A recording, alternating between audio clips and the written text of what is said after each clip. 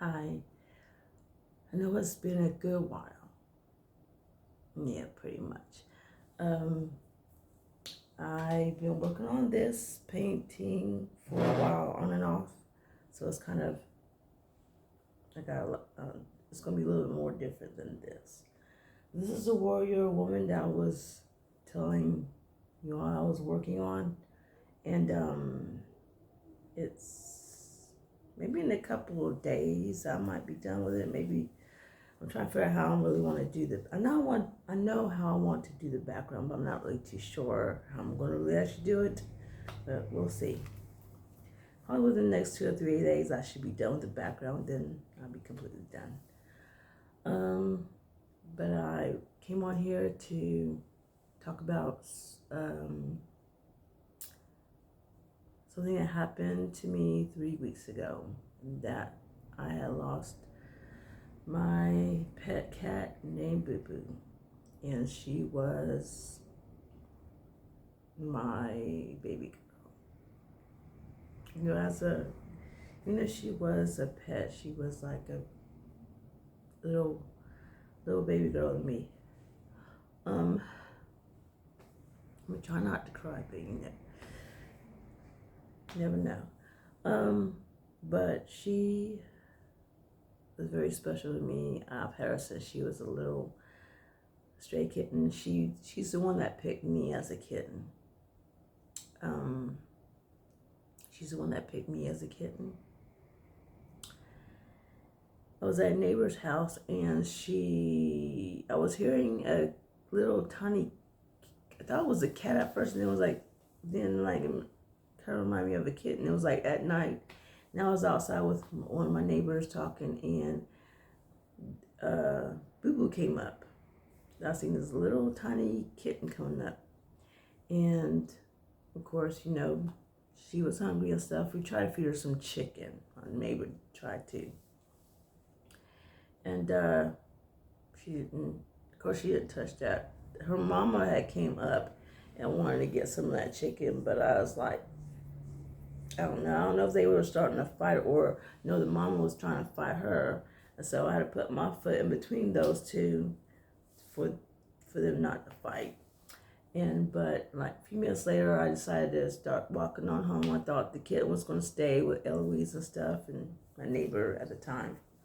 But as I was walking home, Boo Boo, the little baby girl, kitten, she followed me home.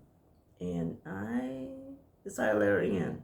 You really can't have no kittens or pets unless you have the paperwork for it beforehand. But I brought her in, and I found something that she would eat, so she was able to eat. I forgot what it was, but she ate that. And I made a little makeshift cat litter box until she was able to get the stuff the next day to go get it for her and actual cat food. And yeah, so that's how she was with me. She started, but then I had to have her stay at a Lay's house for maybe a month until I can get her to the vet to get her shots, because they were saying at that time they were saying I couldn't have her in my apartment until I had her the shots and stuff. On hindsight, I could have just had her stay with me until then, but they wanted it. That particular lady was not nice. She was just kind of mean, so that wasn't really in the rule books that I had to have her not here. She could have stayed with me.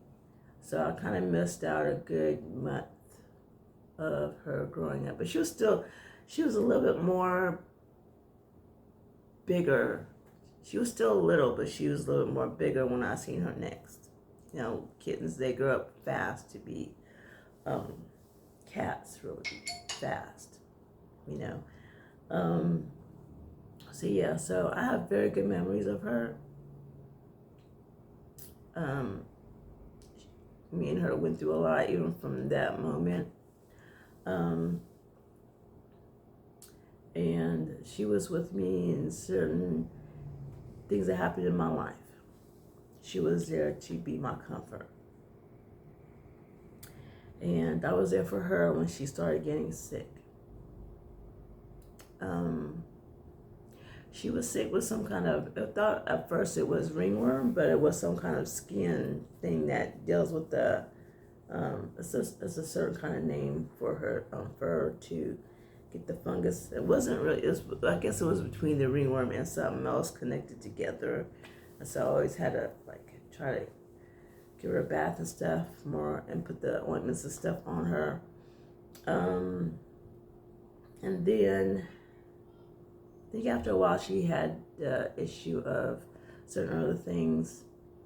And then this was over the years, and then she was getting better. And then 2-3 weeks ago, or last month or so, I had taken to her vet, found out she had a heart murmur condition, and the worst part about it, I didn't have the money for them to be able to do those things they needed to do for her heart, or she would have had some medicine for it, or whatever the case may be, right?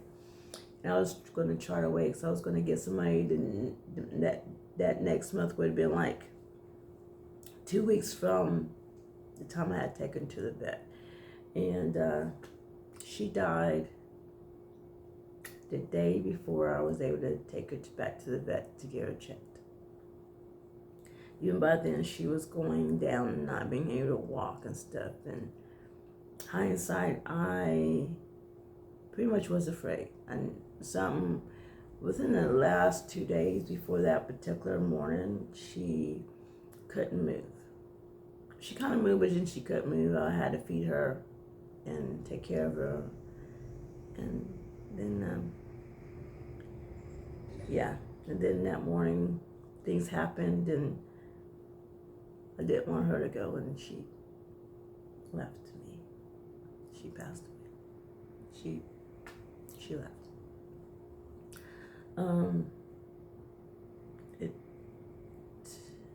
For the first 2 weeks after, I was pretty much crying all the time. I know I only could talk to some people about it, especially if they are a pet owner or they've had pets before, or if I feel like they can understand me or just listen to me. I'll talk to those type of people. I have a few good friends I could talk to and say, that I'm crying, and I've heard people before, they say, "Oh, you crying, you grieving over a pet, grieving over an animal, that kind of thing." It's like, no, I don't want to talk to someone that's like that. But I pray to God about how I feel about Boo-Boo, and I get strength from God to keep going and keep having strength from Him, strength and courage from the Lord. I believe our pets go somewhere. So God has a place for our pets, wherever you want to. I'm just gonna say I believe God has a place after they die, being somewhere. I'm gonna stay in the line of my belief as a Christian too. I'm just saying that much, and I can't. But I know Romans 8:21, or the verse before that, and the verse after that, all together makes a lot of sense. Or that particular section of Romans 8 helped me. It's not as close, but it's close enough that I'm like, okay, because the creation is part of who God, the creation and us as believers are going to not be decayed. You have to read the Bible verse. I'm not very good at talking about Bible verses and whatever, but that particular Bible verse has helped me in a way. I can kind of put a connection to that. That's as close I can get to a connection, okay? And that has helped me, because it's like when we lose our pets, I want to be an encouragement to people that have lost pets, that grieve their pets as well.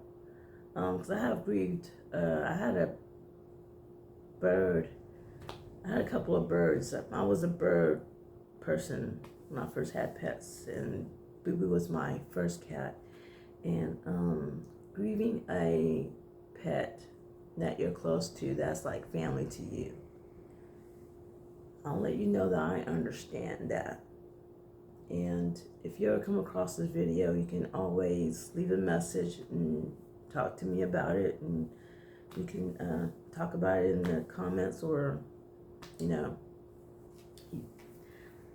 there's a place where you can talk about it or write about it in the comments, or in general, because I will definitely understand you. Not everybody understands when they have a pet that dies. People don't, especially if they don't even have a pet, they're not going to understand it. Or they're not going to understand until their pet dies. When they actually have a pet and never experienced it before, they're going to understand it afterwards, right? So yeah. Today I'm okay today. I did miss her. I had feelings of missing her earlier. And I will always miss her. And yeah. And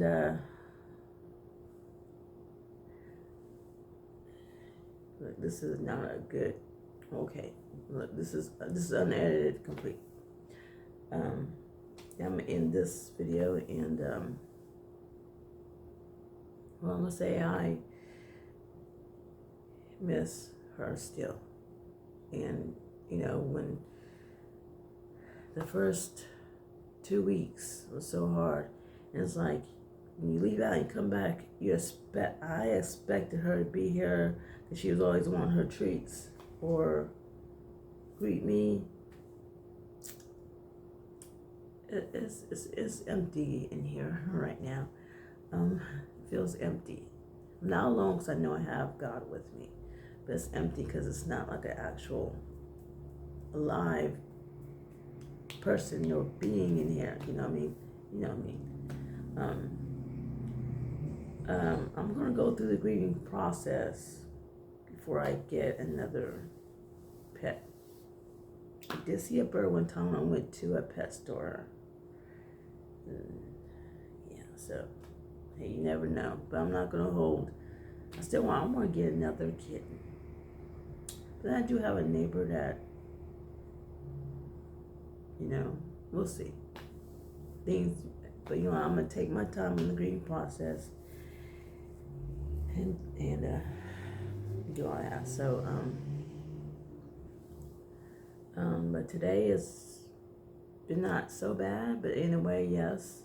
It's empty, it feels empty in here, and everything's quiet. There's nobody to feel like you have to pay attention to or take care of. Yeah. But I will go, but I'll be working on this, painting a little more, and you'll probably see me do a painting on this or a video on this,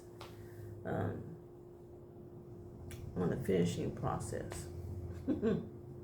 Yeah, it's been a good long while, but just to reiterate, when I wasn't here for these past couple of months, it's been a good minute, a good long minute. I have been, my health hasn't been good lately for a while. So I need to really pay attention to what I need to really be. I need to really eat actually really healthy and a whole lot more better than I've been eating. Period. That's it. Period with the T at the end, okay?